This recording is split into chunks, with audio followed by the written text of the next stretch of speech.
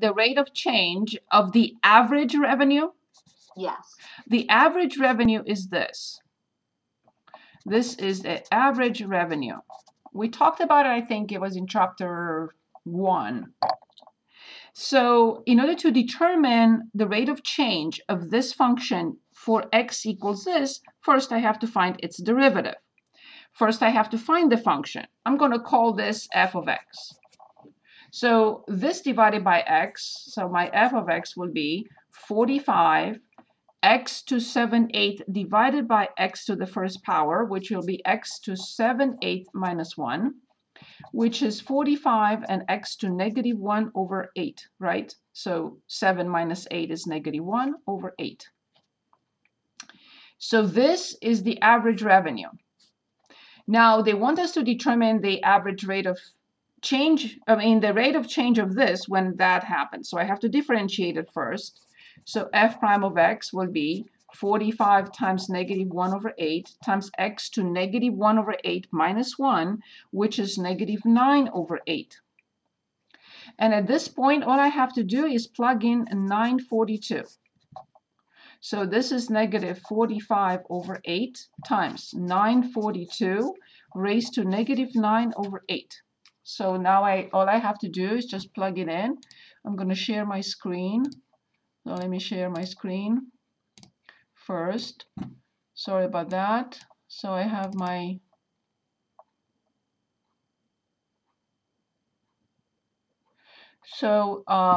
use parentheses, make sure that it's safe what you're calculating because the calculator doesn't know what you want. So in parentheses, negative 45 divided by 8 and then multiplied by 942, you said, raised to power negative 9 divided by 8. And that's it. So the rate of change is negative 0.002536. Again, I haven't seen the problem, so I don't know if that's what they want.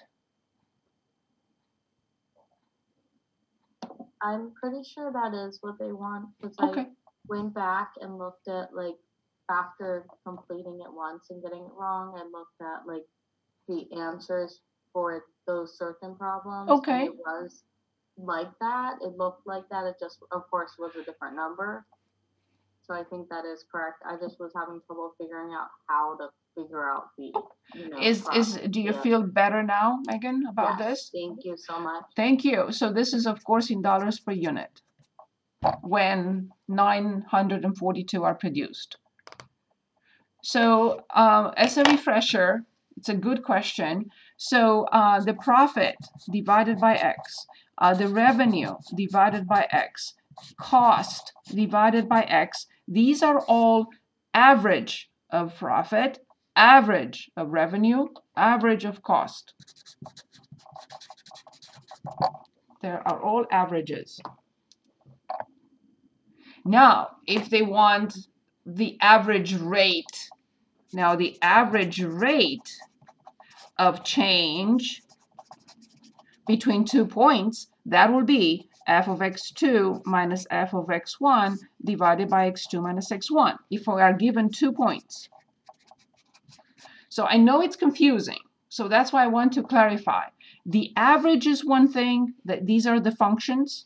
The average profit is this function, the average revenue, cost. So now if we're asked, find the average rate of change for this function between 2 points, then I have to do this. Because remember, is this slope, the slope of the secant line, where this is x1 f of x1, and this is x2 f of x2.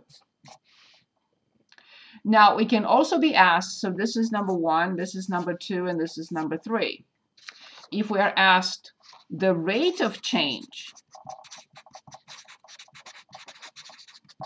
at, like you said, 942 comma f of 942, that is f prime of 942. So see, three different things that use the word average or average rate of change. So average rate of change, right? So there are three different things. The average function for profit, revenue, and cost. The average rate of change of a function between 2 points. And the rate of change of a function at blah, blah, blah is f prime of that point, of that x value. I know it's confusing. Okay, do we feel better about these three now? Yes, thank you. Thank you. Now, let me know if you would like to go back to the d-tests so we can work on another problem, or you would like to continue answering questions that you have. It's up to you.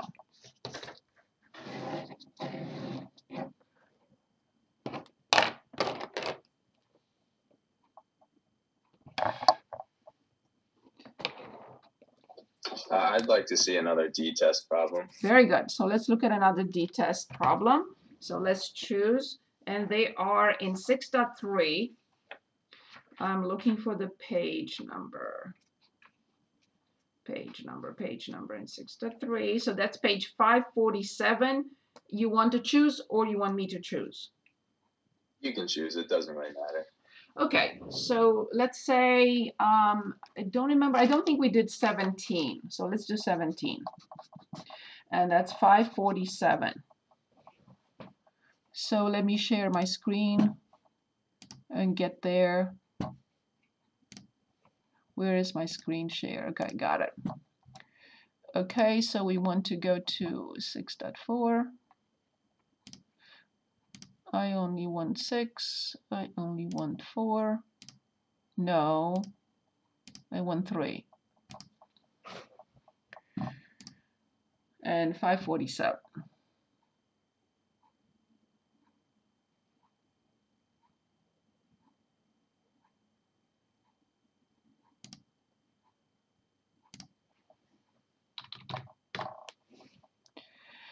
Okay.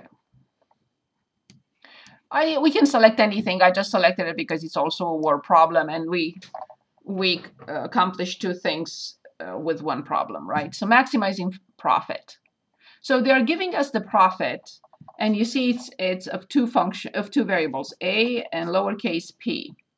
And I'm going to copy, that's 2AP plus 80p minus 15p squared minus 1/10 a squared p and minus 80.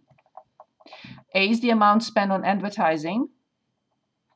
And so A is in advertising, and it's in millions.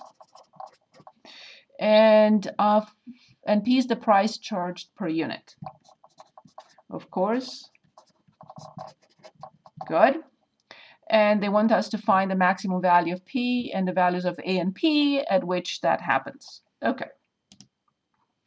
So remember, we have to go through those 6 partial derivatives.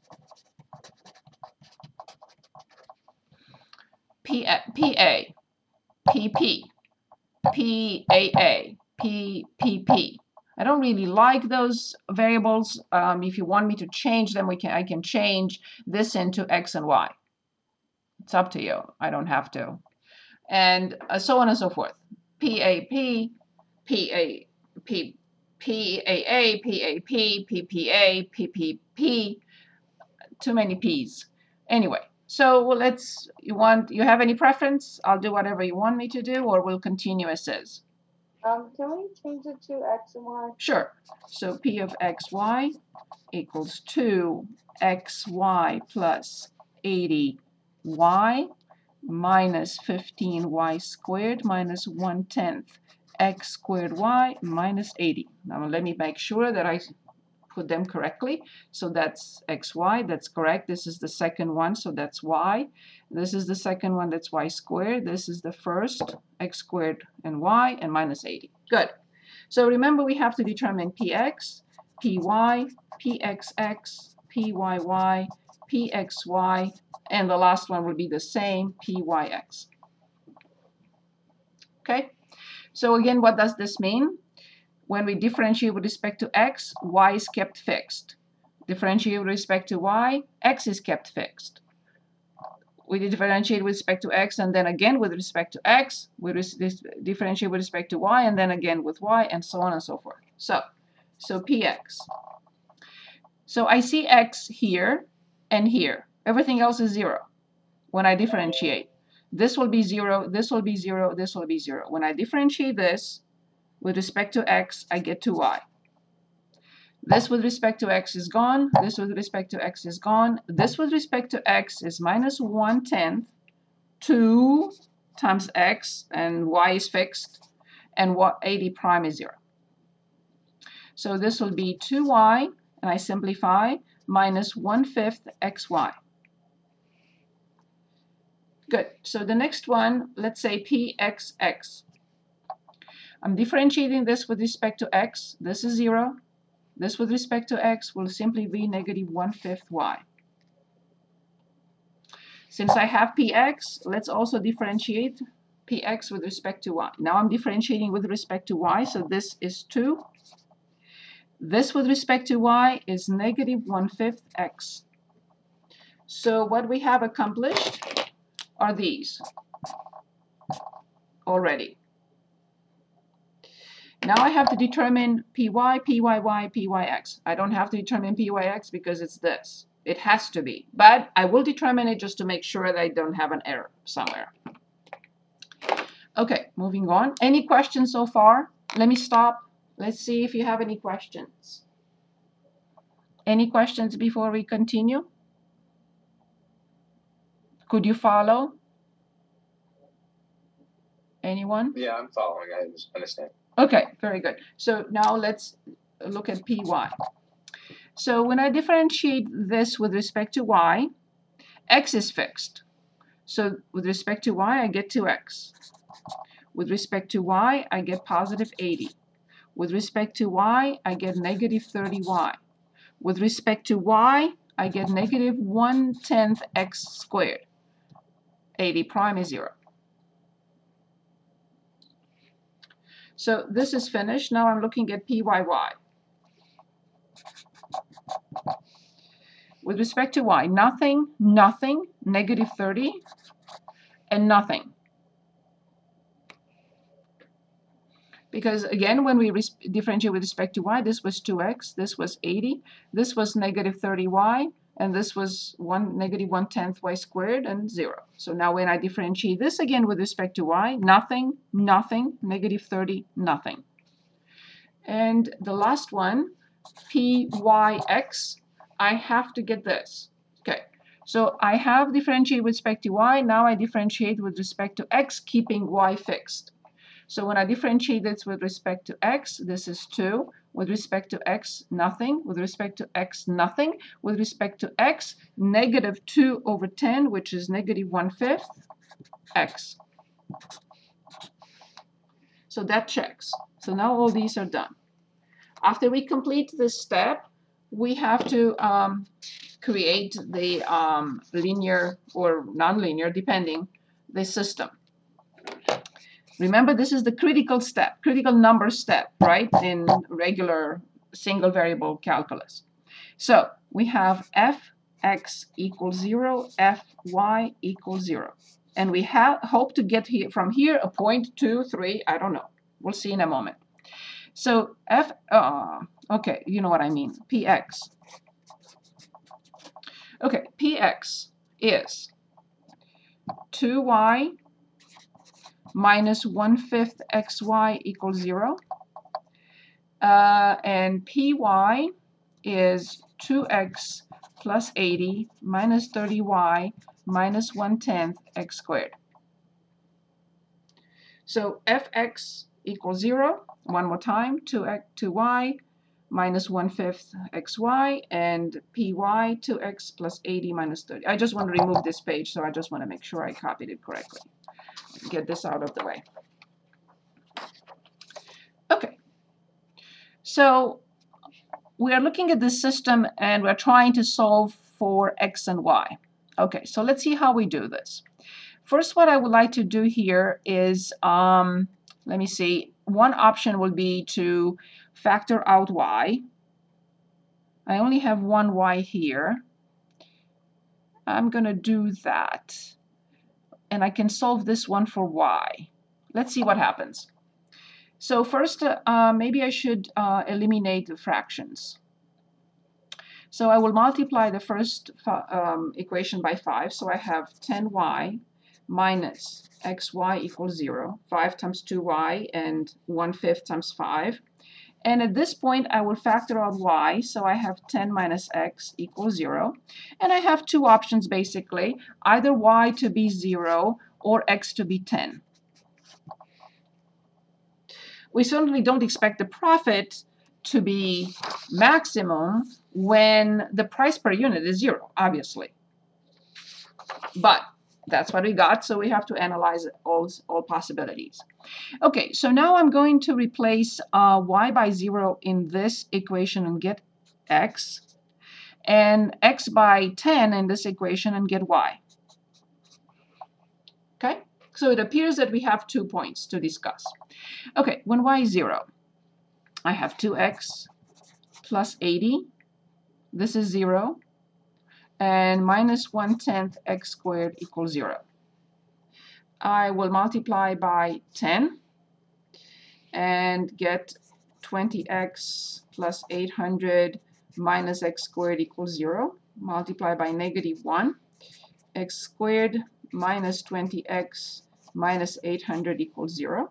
So we're going to get the solutions with you in the quadratic formula. And if you want to plug them in the graphing calculator and give me what this is, or I will do it.